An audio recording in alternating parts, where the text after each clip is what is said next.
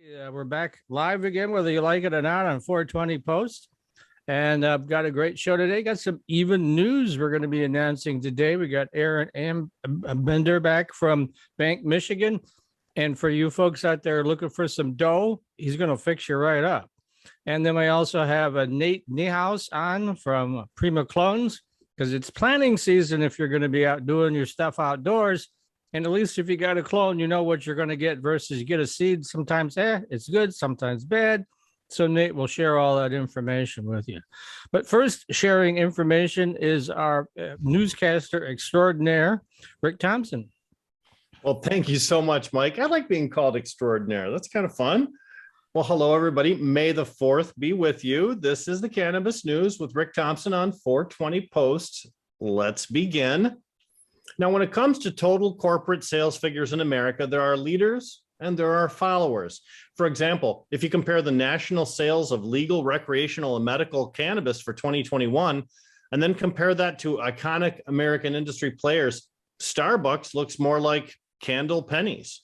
Yeah, the national cannabis industry outsold the coffee and pastry giant last year by a pretty good margin. Sales figures for Starbucks rose about 25% to $20.5 billion in 2021, which would be impressive, except that sales within our legal cannabis industry rose 30% to at least $24.5 billion. Now, don't forget, coffee is legal in all 50 states and every territory and protectorate we have, but cannabis is available for regulated sales in only about 39 of the 50 states. Now, not only did cannabis beat Starbucks at the finish line for total sales, it also beat the global market for, are you ready?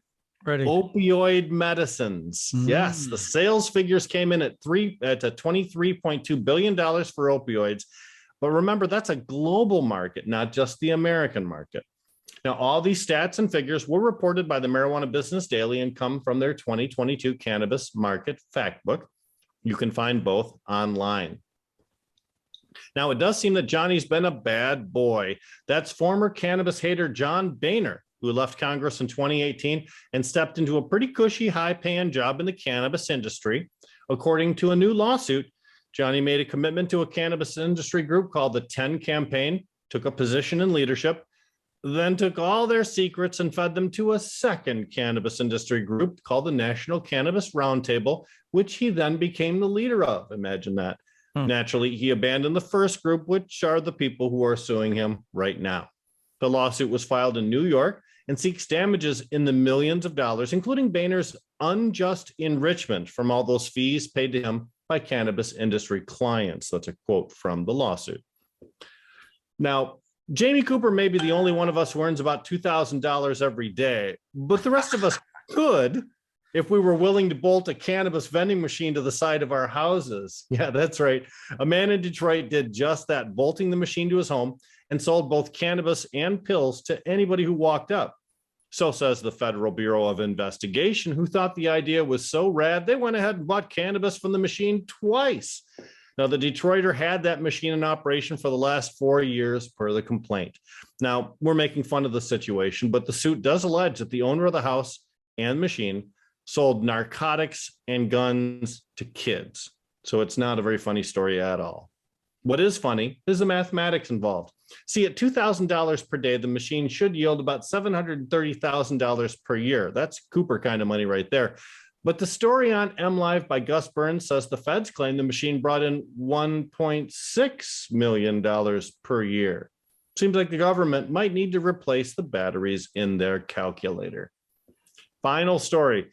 Genesee County, where I live, has notoriously been a place where cannabis freedoms have been respected, but that will not be the case for one woman in Clio. In August, she bought THC oil and made gummies from them, then put the gummies in a Lifesavers gummies package and hid them in her fridge. Well, her kid found them and brought them to the Edgerton Elementary School, where multiple children shared the treats and became sick. The school was shut down, all kids sent home as they investigated the cause of the illness because they suspected a gas leak until they learned about the gummy story.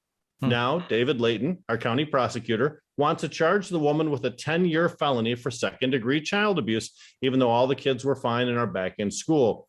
It seems that an unfortunate accident can still bring heavy consequences down upon cannabis consumers, even if they live in a place where canna tolerance has been part of the culture for more than a decade. Never forget, there are those people who are just waiting for us to slip up, for us to make a mistake, in order for them to revert back into prohibitionist days and prohibitionist ways. And that's it with the cannabis news with Rick Thompson on 420 Post. Back to you, Mike. You mentioned something before we started that you've been approached by some national news outlets looking for a couple of folks involved in, I'll let you finish the sentence. Why don't we throw that out, because we may reach those folks and then help give them a little national publicity, right? Well, we're looking for someone who's familiar with cannabis and wine pairings, someone here in Michigan that could be interviewed by a local story. And then for a national cannabis industry publication, we're looking for someone who is potentially trying to start a business in the city of Detroit in the cannabis industry, but is having difficulty finding real estate available because of all the price increases in all those green zone locations. So you can contact me at 4mrick@gmail.com with any of the leads that you may have on either of those two stories. Very good. Now we'll go to the aforementioned millionaire Jamie Cooper. And she'll tell us about, well, you can tell us, did you do 2000 today, or was it more than 2000? Well, and I was actually like Rick said that, apparently they don't know how to calculate, because I was like, damn, 2,000 a day for 365 days a year. That's $730,000. It's certainly not a million or so, but and I certainly don't make $730,000. Okay, maybe only 600,000, right? But go ahead. That's right.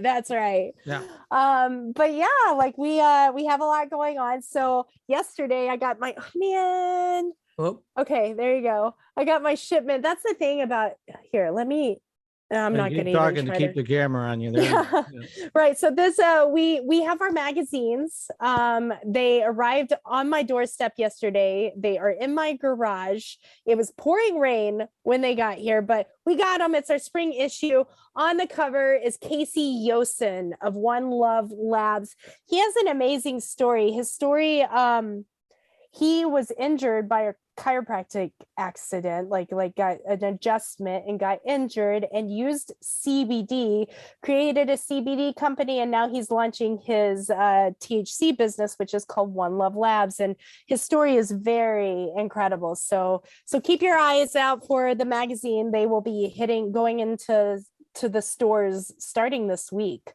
Tomorrow, we are hosting our very first Sensi women's event. It's a women in cannabis event. We're calling it a potluck and pamper party. Yes, we're doing it the old Midwestern style, and a nice little potluck gathering for all the ladies in cannabis. And have a few brands that will be pampering the ladies. We'll have henna artists. We will also have a photographer, Yana, who is going to be doing professional headshots for the ladies. So super excited about that event that we have tomorrow.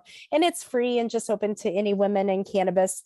And then on May 18th is the MLive Cannabis Insider, or the Cannabis Insights events. If you go to events.mlive.com/cannabis insider, you will get information about that. It's an all-day event from 10 a.m. to 4:30 p.m. at the Garden Theater in Detroit. If you use the promo code Sensi50, you will get 50% off your tickets. That evening, we are hosting one of our Connects events. So if you attend that event, you will get access to our Connects event that evening. And if you're a Sensi magazine advertiser, keep an eye out on your inbox, and we will be sending you guys an invite. And then gearing up for just other summer activities. I spent the last couple of weeks, attended a couple of music festivals. Shout out to Mel and Nancy with Float Presents for their reggae on the Riverside Music Festival. Had a really great time there, despite it being a little soggy, a little wet. It wasn't as wet as it could have been, but it was raining just a little bit and cooler temperatures, but it was great always seeing people in our community. And of course the reggae music, the food, the vibes, it was all such a good time. And I know they're working on some more events coming up, and I can't wait to hear what they have going on. That's all I have right now. And don't forget to mark your calendar for CannaCon too. That is July 22nd and 23rd. And we will be hosting the after party as part of that. No, And then the iHemp Festival too. The iHemp conference is happening this month. 20th and 21st. 20th and Yes. 21st in Lansing. Yep. So and there's a cannabis angle to it this time. Yep. So super excited to be a part of that event. Mike, I think you're moderating a panel. Is that Some right? panels, and I'm giving out the Hempy Awards on Friday night. I'm gonna wear a tuxedo. I haven't got one out of the closet in a long time. So yeah, and also I work real closely with iHemp. I'm one of the moderators on the iHemp Hour on Thursdays. And so what we've done is, if you throw in the code, if you want to exhibit there, and they still have booths left, if you use the code MMR, short for Michigan Marijuana Report, you save $151. And if you join iHemp for the year, which is only $100, you can get a booth for only $750. And it's primarily on Friday a B2B. You know, you're going to meet all the people in cannabis and hemp and all the support industries like the water purifiers and you name it, you know, those folks. And then on Saturday, it's free admission. So it'll be the consumer crowd. So I encourage my cannabis friends to meet their hemp friends, since we're now under the same banner of the Cannabis Regulatory Agency. I can do it. I always want to say marijuana regulatory. And so anything that's ingested in the human body, CBD, smokable hemp, all part of the same show that Andrew Brisboe has to officiate. So I wanted to mention that. And now I heard a rumor that there may be Chippendale dancers at your ladies' function on Thursday. Is that true or not? So Not that I'm aware of. Is Rick Thompson sending those our way? I know you girls get together and it gets crazy, right? So I would be leading them if I was sending them your way. Yes. Yeah. There you go. Yeah. See my hempcrete ball. I just was there this weekend with the iHemp guys, made a hempcrete ball. We created a hempcrete dog house in Whitmore Lake. It was so much fun. Dave Crable and all the guys from iHemp, super excited about that. Yep. Are you still dancing underneath Magic Rick? You know, Magic Rick was good for me for a while, but the Wizard Rick is what I'm doing now. I'm advertising my wand more than anything He else. just wears the funny hat and a G-string. So I mean, he'd be great entertainment for your party, Jamie. Come on. So all right. So I'm just gonna keep my mouth shut about the wand. Yeah, there you go. And now we go to our reviewer extraordinaire with his fancy jacket. And we were telling Aaron, who's going to be on shortly, he needs to get one of those since he's now part of the family. So Dan Sparrow, take it away. Good afternoon, everyone, and welcome back to another review.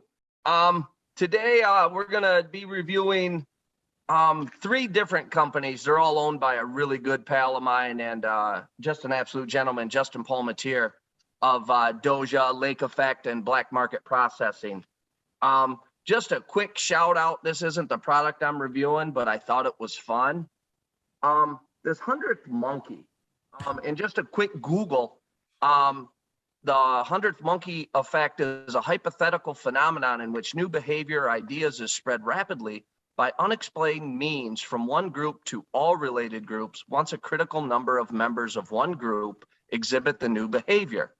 So, Justin told me the story and I did a little bit of reading on it. I encourage everybody else that's even slightly interested to check it out. It's a pretty good read. They actually did an experiment with 1,000 monkeys on an island. So it's just a fun story. And this was White Runts and it was fabulous. And they have the flavors in that that 100th monkey was Gary Payton, Double D Dre, Lava Cake, Tropicana Cherry, and then the aforementioned $50 for an eighth. And it was definitely good flower. The review is going to be for these glazed edibles. I got pineapple, which you can see we've been working on, and then I got some cherry here. I think that was in a Sensi bag, wasn't it, Jamie? It seems like I've had those before. It absolutely was. And blazed used to be the microdose guys. They used to be 2.5 milligrams in the bags. And now these are actually 10 milligrams. And I'm going to open this up and just give you a reference. These are not very large edibles at all. Oh, very tiny. Are they not doing the microdosing anymore, Dan? You know what? I was down, talked to Justin for 2 hours, and he just said that they were doing them in these 10s, and in my searches, I didn't find any that were still out. So I believe they've just shifted to the 10 and 100 milligram packs. They're pretty, if you guys ever notice that all the flavors are the same, it's because everybody's making really the same gummies. It's just the only difference is what they put in them, whether it be distillate or hash rosin or some of the other fabulous things people are making edibles with. The Blazed were wonderful, tasted great. I mean, they were one of the better tasting edibles that I've had. And Lake Effect was the store I went into. I didn't go into Doja, been in it before. It's a wonderful location as well. And Doja is actually open until 3 a.m. in the morning. So I was in Lake Effect. Some of the brands they have, flower wise, obviously that 100th Monkey, but they carry everybody's favorites, from Empire, Kai, Luxury Loud, Lemonade Farms, Hog, Healing Organic Garden, Nobo, even High Tech, 3 Lefts. Some of their, their bigger cart lines are Platinum and Steezy, of course, because that's coming out of black market as well. Claw and Drip. Some edibles that I've seen in there, obviously the Blazed again, U-Baked, MKX, the Wilds, and my personal favorite, Midnight Roots. I really like those chocolate bars that they got over there. As far as the waxes, batters, butters, and shatters, there's Monster, Archive, which I haven't tried yet, and I'm very excited to. I want to touch base with those folks. Canopy, Element, Crude Boys, Earl King, all of the ones everybody's always looking for. These stores are amazingly stocked. They have a ton of options in there.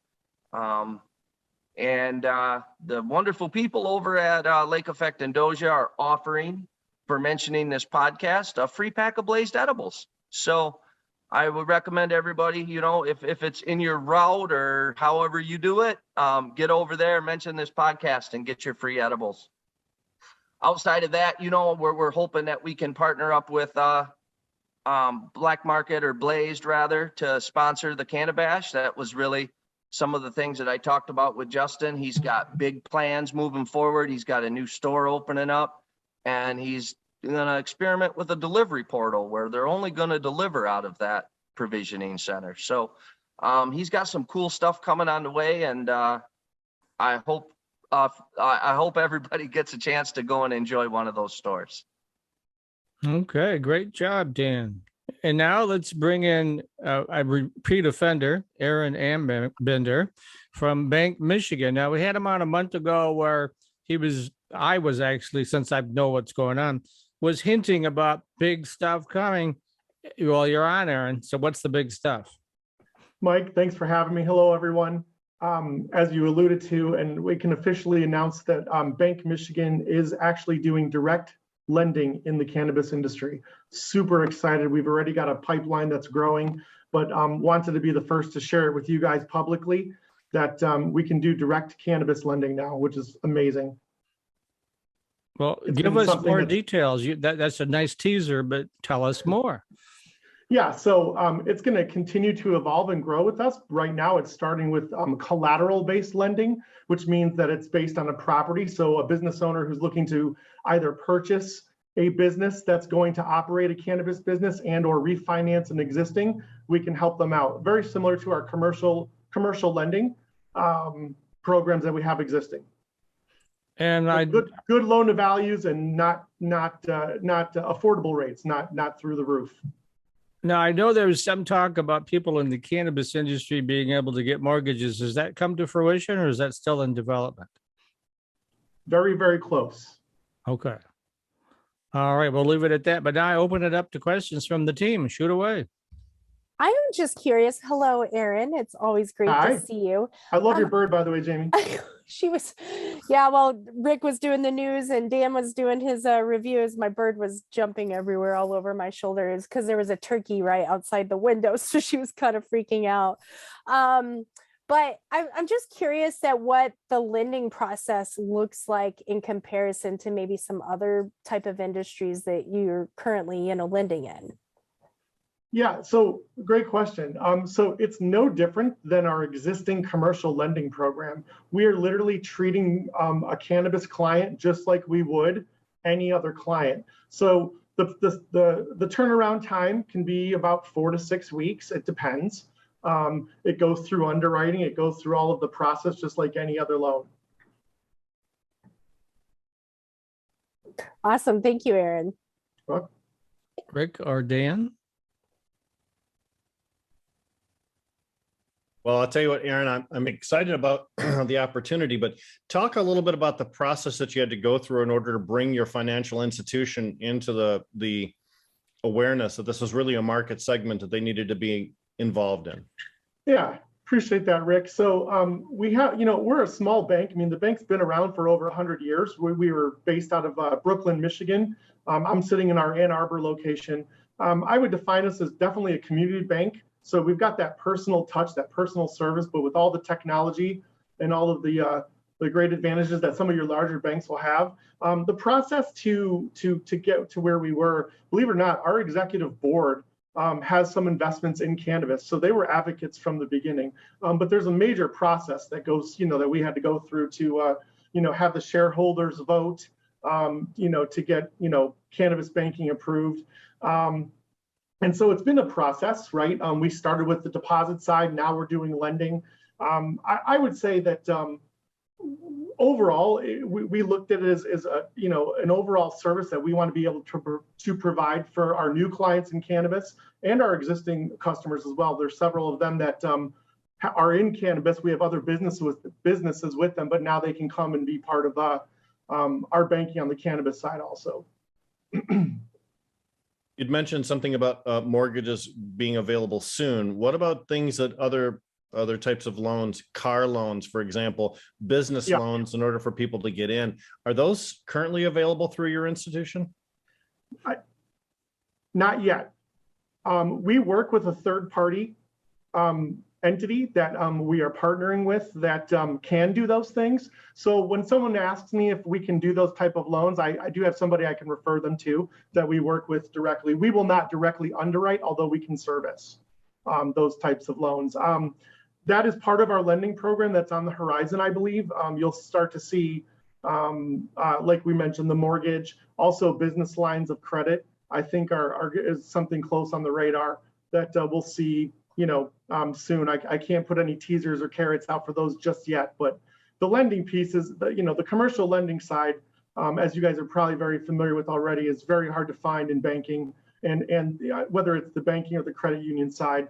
And two, some of my competitors, they only set a certain side of money, they only set aside a certain amount of money to lend, and a lot of them are full to capacity. So even if they offer those services, they're no longer able to do it because the amount of money that they're able to lend. So we're open, and we've got plenty of space and room for new potential customers when it comes to the lending side.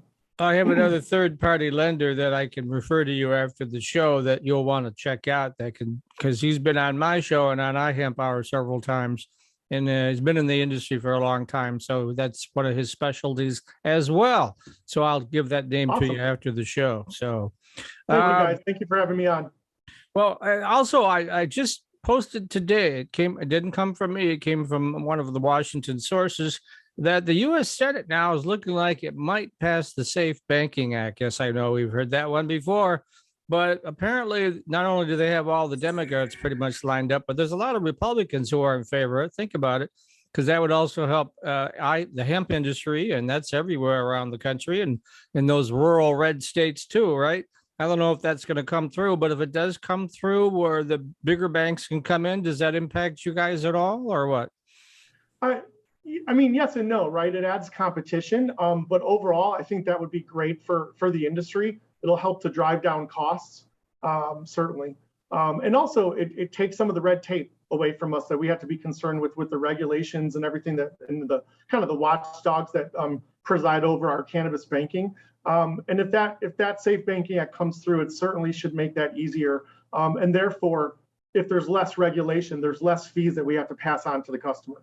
Yeah, that is one of the problems because of all the oversight you have to do, the fees tend to be higher than if you're working with a regular business, non-cannabis related, right? Yeah, that's exactly right, Mike. Okay. Any other questions before we bring in Dan Keelan? The other Dan, Mr. Sparrow, do you have any questions? I think he's still there. I was actually curious if someone, let's say, for instance, had a operating dispensary provisioning center and they had a grow but needed money for their grow, could they leverage those properties through this new program? Yeah, great question, Dan. Absolutely. Awesome. Thank you. Well, it is opening up, and that's a good thing because even Dan Keelan and I, we had to jump through a bunch of hoops to open an account, and we're a news service. But because we use the word 420, I guess we should have done that in the name of the company. Took what, a month? You can unmute there. The other Mr. Dan Keelan, and he handled all that with his Comerica Bank, but it took us what, a month or 5 weeks or something like that to get that done, right? Yeah, they wanted to be really careful that we were a news and information source, and that Mike wasn't growing weed in his attic and selling it, through the website. Well, if I was, I wouldn't disclose that anyway. So, I mean, the condo association, I don't think would go for that. So it's in my lease. I can't. So anyway, what sort of news would you like to share with our audience today, Dan? I know I haven't talked to you since 10 o'clock this morning. So I know I miss you. Yeah, I know. So I do have an announcement. June 8th, which is, what's that, 5 weeks from today? Yeah, something like. We're going to actually do something a little different with this show.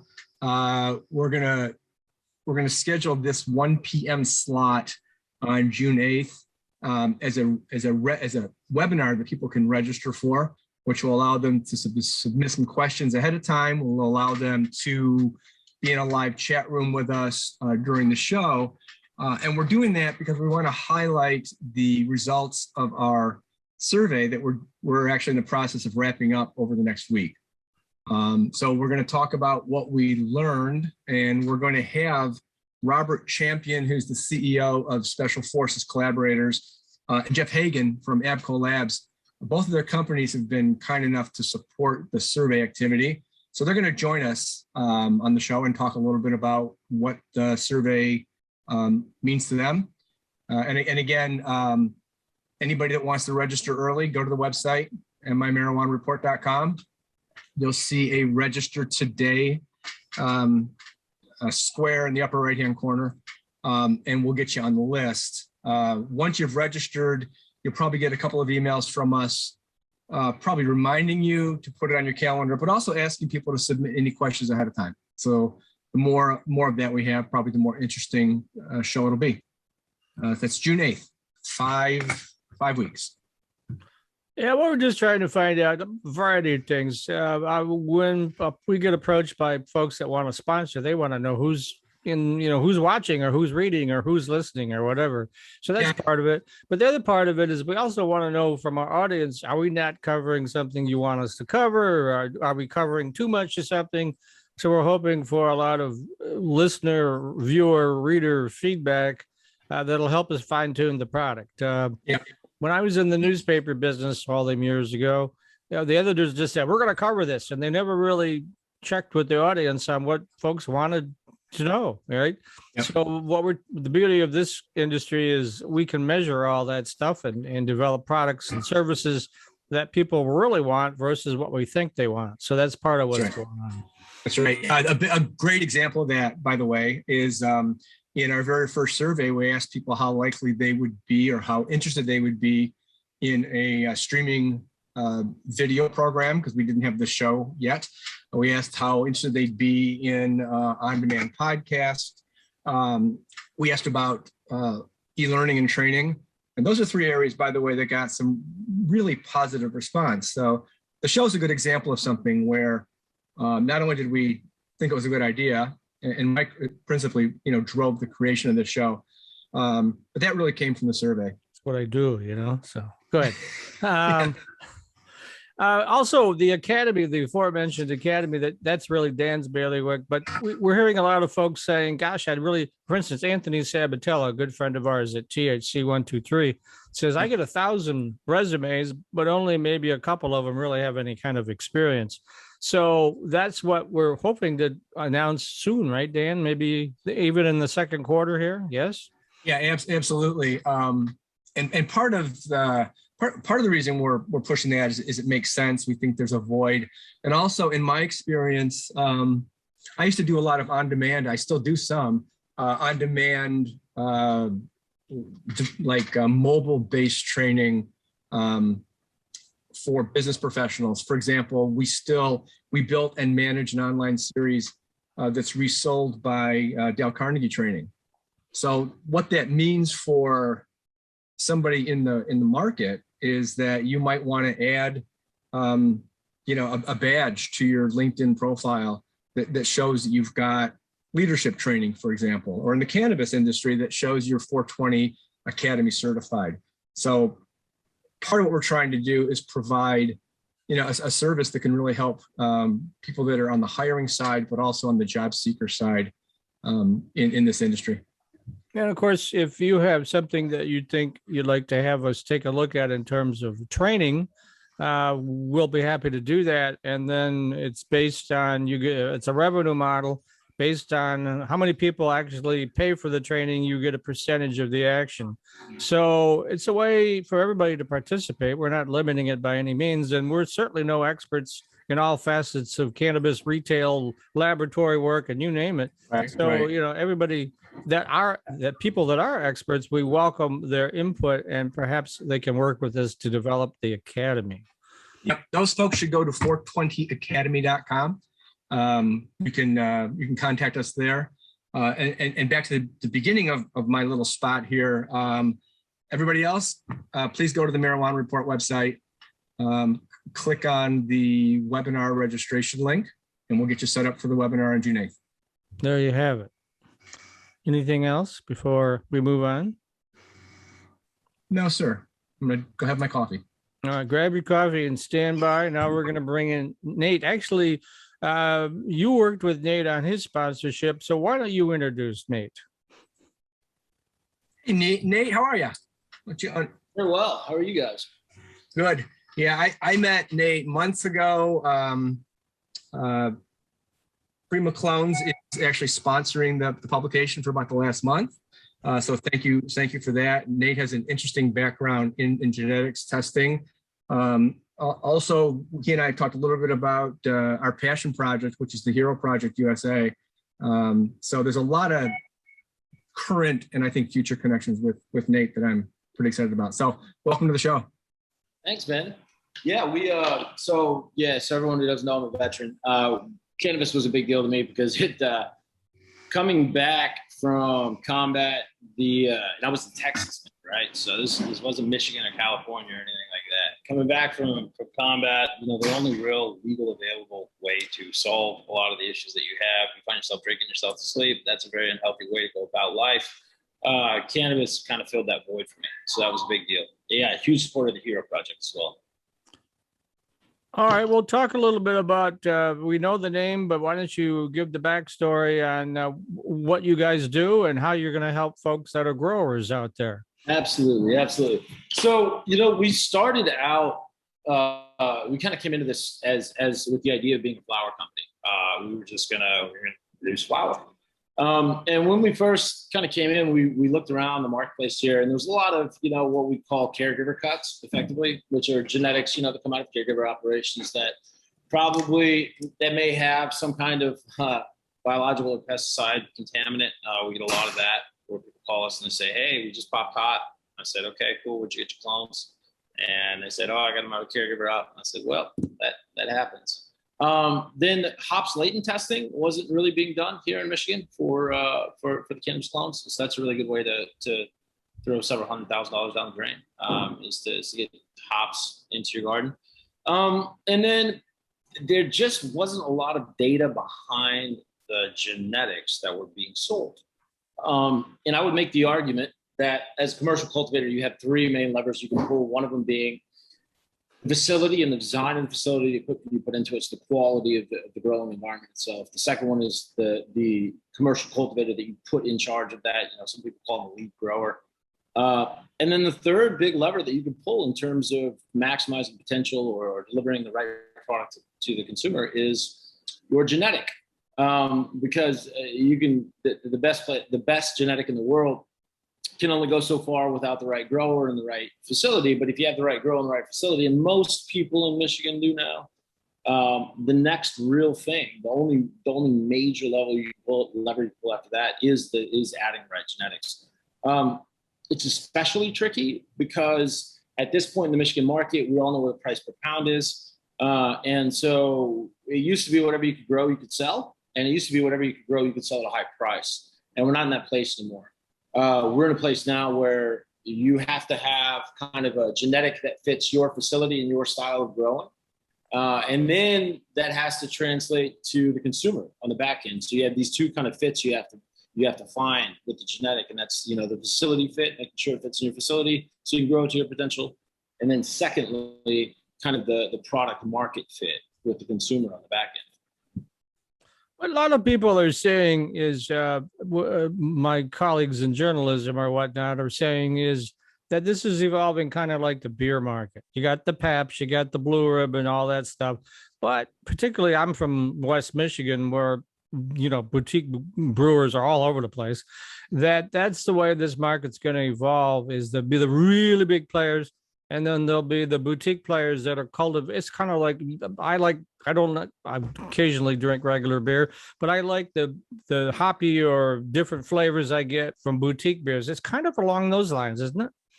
So I think it's a little bit more nuanced than the beer market. But I think they're comparable. And so for like a baseline as comparison, I would agree with that. However, there's a little bit more to the cannabis plant, in the sense that the way you grow it and the way you dry, cure, trim it has a major impact. I mean, even the packaging and how you deliver it and how long it sits on the shelves has a major impact on the quality that the consumer has on the back end. And then also in cannabis, I don't know how many cannabis cultivars there are, but it's hundreds of thousands. And 10,000 or 20,000 new serious commercial cultivars are introduced every year.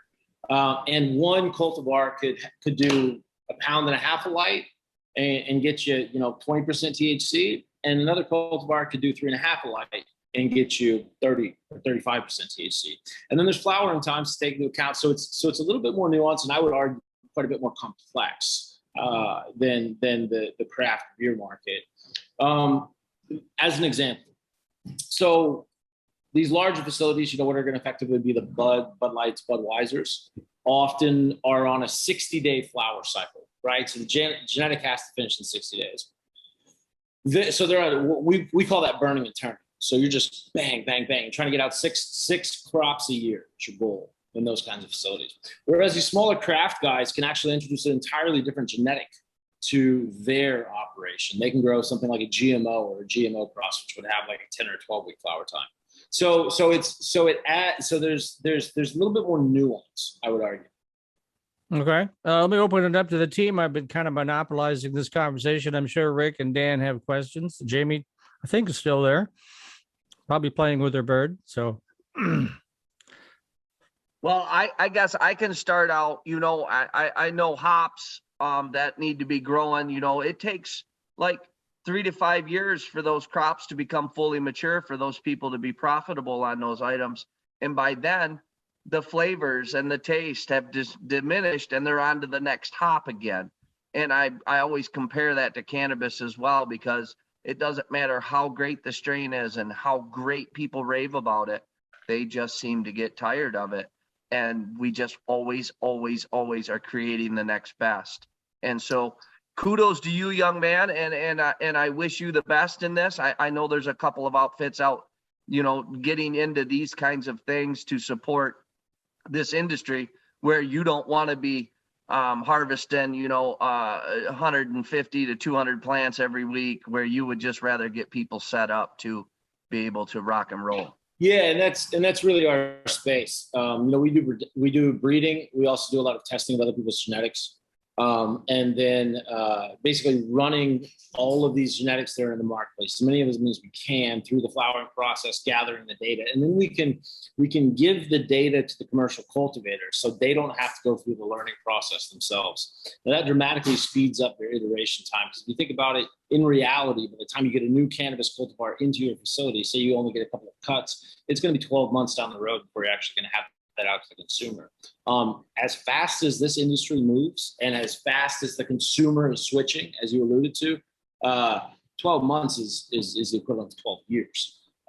So the speed to market there is of incredible importance. And Rick last week said it's okay to say strains. So what is the new hot strain that we can be expecting hitting the market that's going to get the rave reviews about? Oh, man.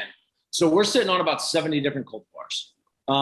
And we cycle through them in kind of like quarterly things. So we bring out new ones every quarter.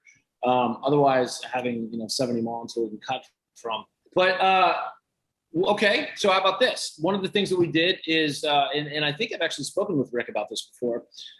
We decided that we were missing some of the old school flavors, that we were kind of done with the hype. And when we made that decision a while ago, we're actually working with Redemption Cannabis, who I assume everyone here knows. We're Ryan. working with them closely, but go ahead. Yeah. So Yeah, and man, do I love Ryan, and man, does he paid his dues. So just a good human and a good company to work with. And so I was working with Ryan, and I was like, man, I miss all these old flavors and these old profiles. And he goes, me too. And I was like, this is something I've been batting around with the guys. Maybe we'll do a skunk hunt. Maybe we'll try to find some of these lost skunk profiles. And they've largely been lost due to prohibition, right? They were carbon filter killers. Or if you're growing up on a mountain somewhere, the cops could smell you, at the bottom of the mountain on the road. So they would find your crop and kill it.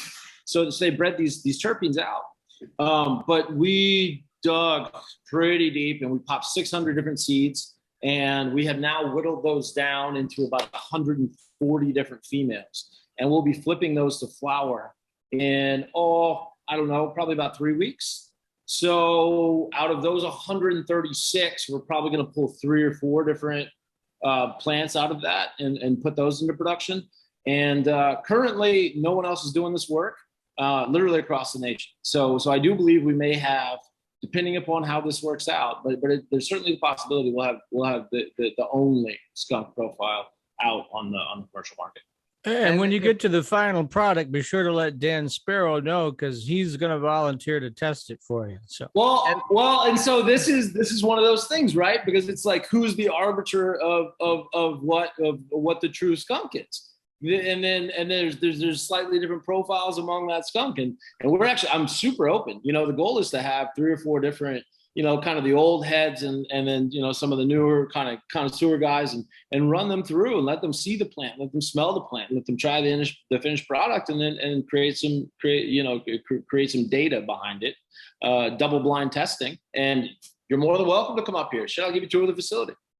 That is awesome. I just think back to when Darren McCarty was talking to Anton Harb about the Hero Project, and he was looking for a pre-98 Bubba Kush, and it just wasn't anywhere, and now it's everywhere. And so that's what happens with these things.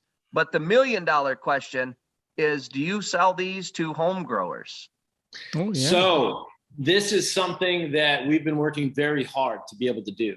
My goal is to be able to actually we're huge supporters of the caregiver communities. I know there's a lot of companies that have come out against that. We're on the exact opposite side of that spectrum. We want nothing but the home grower and the caregiver. And to that end, we want to be able to get them these genetics. It's kind of difficult the way the Michigans wrote the laws. One of the things you have to acquire is a good agricultural practices certification. And it's kind of nuanced, and there's not a whole lot of information about it, and they're just kind of making up these rules as they go. Not that many people have this. We have just been through the audit of that, and so we should be able to sell clones to dispensaries so that home growers and other caregivers can pick them up that way within the next month. Well, that's great news. Let's go to Mr. Strain himself there. I'm sure you've been bobbing your head. I'm sure you have some questions. Go ahead. Well, we've talked a little bit today, Nate, about both seeds and also mother plants that produce clones. For some of our viewers who may not be familiar with exactly when you utilize seeds versus when you utilize clones, explain a little bit where both of those come in the in the processing of cannabis plants for sale.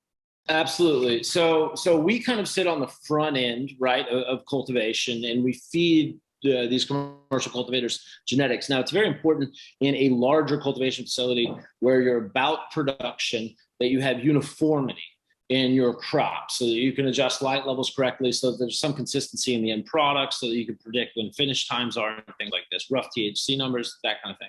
So in those cases, it's very important to not just have a clone, which is genetically identical to the mother plant that you just referenced. So for those facilities, it's almost always a clone from a mother plant. So the mother plant will effectively, we'll take a snip off of that, a small piece, a cutting off of the plant. We'll stick that in the rock. That will develop roots, and then we'll sell that clone. That allows people to grow at scale uniformly. Now, seeds are a little bit more tricky, and there's three kinds of seeds that are commercially important. One of them is regular seeds. And so this happens when you pollinate with a male plant to a female plant. That develops, so roughly the seeds from that offspring will be 50-50, 50% male, 50% female. Now, a male in a flower room is a major problem because now you have seeded bud. Nobody wants seeded bud, right? So that's one of the major problems in regular seeds. Then you have feminized seeds. And feminized seeds are theoretically almost 100% female. There's questions about genetic instability there. And if they do what we call herming, then they can throw pollen into other female plants and cause seeded cannabis, which is, again, no-go. The newer thing that's super interesting is autoflower feminized seeds. And those don't require a photo period. Cannabis is a short day flower plant, meaning that once it gets to 12-12, that's when it begins flowering. So you can theoretically keep a normal plant, a photo period plant, in vegetative state for indefinitely, not with autos. So the argument is in indoor commercial cultivation and greenhouse commercial cultivation, cloning is probably the best method to go about that. But those clones are generally found from a pheno hunt of a lot of different seeds that are popped to find the best one. They'll find that best one, then they'll clone that one out at scale. Outdoors, there's now an argument that in some cases, high quality, feminized, and uniform autoflower seeds may have a place in the Michigan market. Considering the life cycle of a ruderalis, which is your autoflower, which is significantly shorter than a traditional plant, because you have the bud phase and you also have the flowering or the growing phase, and you're just eliminating the growing phase and going directly from clone straight to the bud out phase. Is it possible for Michigan's environment to generate 2 crops per year? 100%. No doubt about it. And that's kind of the interesting argument for outdoor feminized autoflowers. Because what you could do theoretically, and we advise clients on this semi-regularly. As a matter of fact, we have some good connections with people who do good feminized autoflower seeds. And so what we'll do is they'll say, hey man, I'm going to plant outdoor. What would you do here? What would you do there? And we take a look at their plot, try to figure out what their plant count is. And one of the arguments is you can take 20 or 30% of your plant count and sow that in feminized autoflower seeds. You can harvest your first harvest, beat Croptober to the market, so you're still generating slightly higher prices, and then plant your second round, all within the same plant count of autoflower seeds, and still harvest those before the weather gets too bad. Autoflowers, of course, have a smaller yield than a traditional plant because it's smaller in stature. It doesn't grow as long, therefore the buds don't get as big. But you find that all of the important things that we find inside cannabis, the terpenes, the flavonoids, all of the content that we're looking for is still quite present in those ruderalis strains, right? It didn't used to be. If you would have asked me this question 3 or 4 years ago, I would have said, nah, Rick, you're off. You smoked too much weed today. The reality is you're right. You are 100% correct. But it's a very recent thing, and it's due to, the actual agricultural commercial viability of feminized autoflowers into the future. So people are putting a lot of effort into developing uniform, stable autoflower feminized seeds. Ms. Jamie has rejoined us. I know you missed a lot of the conversation unless you had your audio going, but do you have any questions for Nate? My apologies. I do have a 9-year-old at home right now, so that kind of makes things a little And a bird. And the bird, yes, of course. Story of my life. Well, I wanted to ask, like, when it comes to those that are like maybe processing the plant, are they typically looking for specific type or different types of genetics as well? 100%. What you're doing with that plant, it directly impacts what genetic you should use it for. We have a wide variety of genetics, like 70 something, and I think we're putting 150 outdoors for R&D this year through one of our partners. And so some of those will be better for biomass effectively. They'll grow bigger, stronger, big plants, but you may be dealing with some powdery mildew issues with those later in the season. But they grow a lot, so there's a lot more biomass there. And since you're taking it to extract anywhere, you're processing for biomass, the powdery mildew is not a concern. Some people are trying to go flower or other versions of extracts. Powdery mildew is a significantly larger concern, so you're looking for a different structure on the plant, typically a faster flowering plant. And there's some plants that are just more prone to things like powdery mildew. In biomass production or solvents extraction, for example. So when we talk about solventless extraction, which is a live hash rosin is the typical form of it when the consumer gets it. That is purely genetic. Well, it's 50-50. It's environment and genetic, but the vast majority of cultivars will not extract well in solventless extraction. Whereas there's like this tiny sliver at the top end of the market that do very well in solventless extraction. And we call that washing. So the term would be washing. What you're looking for is going from fresh frozen to the actual rosin at the end with about a 4 to a 6% yield. You're in the money at 4 to 6%. Anything less than that, and you're just spinning your wheels. More than that, you're laughing all the way to the bank. Okay, final Awesome, round thank of you. questions here before we go to plugs. But go ahead, Jamie. I cut you off. I was just saying thank you. Oh, I lie. I mean, like, I'm not a grower. I don't have a green thumb. I trust that to the professionals, but this is great information. I appreciate you bringing the expertise to the broadcast today. 100%. Thank you.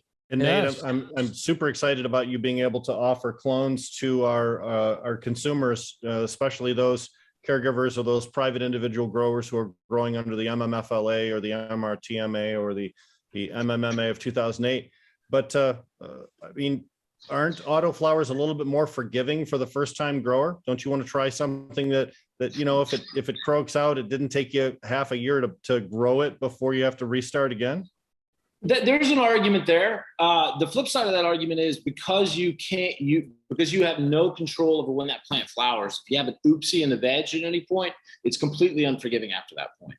But you will stunt the plant, and that will resonate through its entire life cycle. Where, for example, if you were to get a traditional plant, traditional 12-12 photoperiod plant, if you have an oopsie in veg, you can just veg it a little longer, get it out of that weird spot where it's a healthy, vigorous plant, and then flip it. And so you could go either way on that. I see a lot of people struggle with autoflowers their first time growing. okay. Mr. Sparrow, before we wrap up here, you got anything you want to add here? I actually am just excited to see some different clones out there. I know Pure Options had launched that program. I don't know if they're still doing that or not, and I haven't purchased any, obviously, but there's just not a lot of options for home growers, when they go and you got all these guys running around with these seeds and the horror stories I've heard of feminized seeds. And it's definitely not for the first timer to just go and get in on any of that. And I thank you for reiterating that. There's a lot of risk to it. That's one of the more risky things you can do is bring clones into your garden. They can have any variety of pests or diseases, and I think it would be one of the things that we view more as a service to the community is trying to get these clones in the hands of home growers and caregivers. Yeah, and I think that's a really good market for you because I have a lot of friends, particularly in West Michigan, that are home growers, and they're just taking a shot in the dark. They buy these seeds. Hey, does it work? They don't know. You invest a lot of time and energy, and not so good, right? So. Absolutely. Well, yeah. we do you're a first timer here. Everybody else is a veteran. So we do what's called the shameless plug. And this is where you can provide information to folks, your website, your email address, your phone number, whatever you're comfortable sharing on a live show, so that people can reach out to you and say, gosh, I really love what you had to say. I want to work with you. Take it away, Nate. Absolutely. So again, we're Prima Clones. We do a lot of genetics R&D specifically, prove out a lot of different genetics. And we have 70 plus cultivars. Most of these well proven, all hops latent free, all with testing proving they're hops latent free, free of powdery mildew, free of all of the things that these clones can often come with. We stock indoor, outdoor, everything. It's your outdoor planting season. We have a little capacity left in this outdoor planting season. So if you want to get some last minute clones in from us, we have some really good ones for outdoor this year. Some stuff that's going to knock your socks off. So you can get at me through @Prima Clones on Instagram. We have www.primaclones.com on the website there. Our contact form is on there. There's a phone number on there that you can call and get a hold of me directly. I answer about 90% of the genetics questions that come in. So there's always somebody who actually really knows these plants answering these questions. And another thing to keep in mind is our academy. I'm really impressed with your knowledge level, and I think you'd be a perfect candidate to do sort of teach classes, as it were, but you don't actually teach them. You just put together the classes, and then we shoot the videos and put them online. It's kind of what Dan was describing earlier. So Carnegie kind of. I'm very interested in that. And just so you know, I'll also see you at the iHemp thing. I'm speaking there regarding genetics. Yeah. If you use the MMR code, I save you $151. Hey, what the heck, right?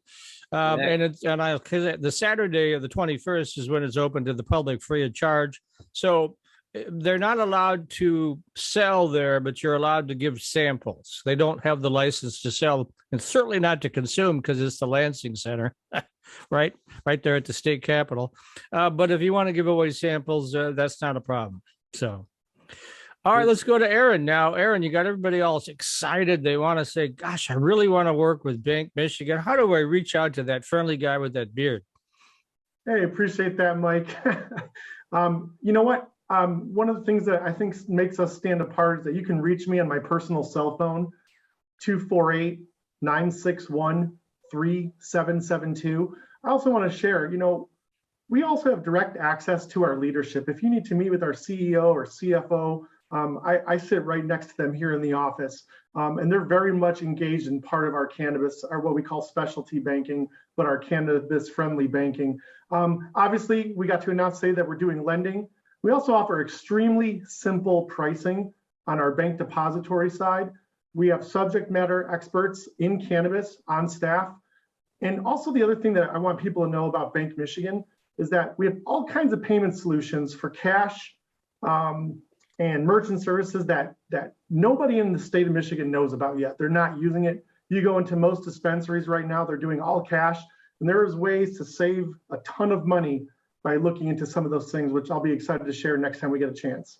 All right, we'll get you back on the show in a month or so when you get the rest of the details worked out. How's that sound? Sounds great. Thanks very much, guys.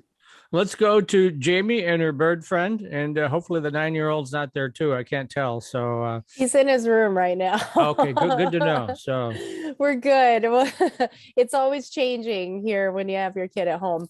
But yeah, so keep an eye out for our spring issue that we're going to start distributing. There's my bird. I was hoping it wasn't the 90-year-old, so it's not like he was choking, so. Oh my gosh. And as soon as Coco yells, I hear my son, Mom. So sensimag.com/Michigan. That's it. Oh, and then one more like that without a bird, actually. Yes. One more time on your big ladies party tomorrow, in case somebody's coming in late. Yeah, just go to connects.sensimag.com. That's our free online community that anyone that is in cannabis can join.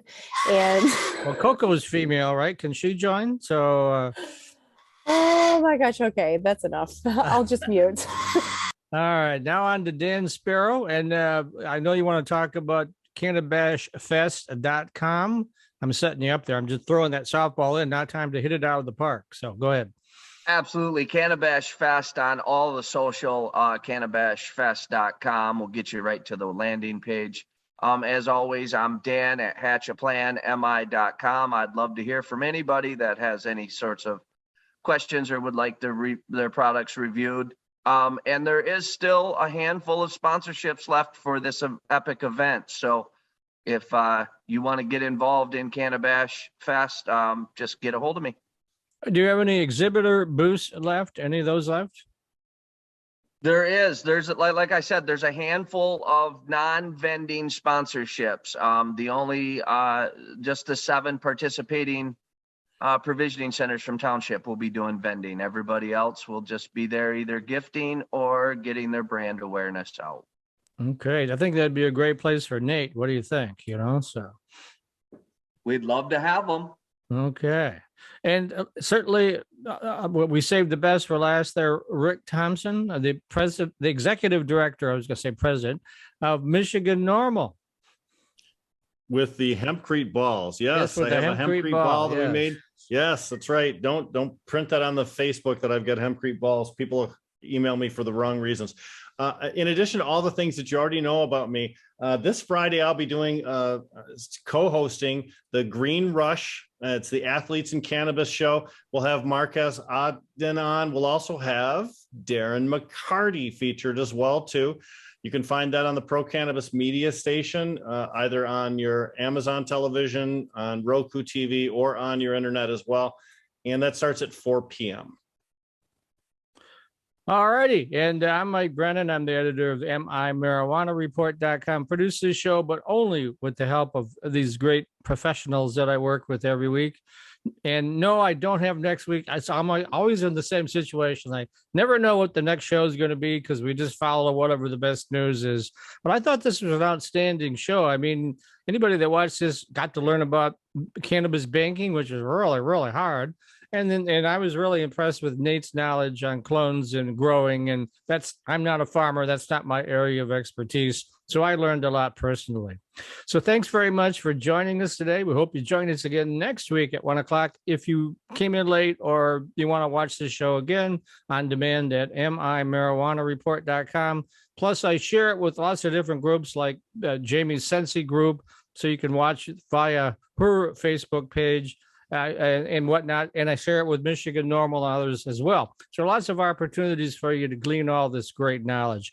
So until next week, thanks very much. Hope to see you then.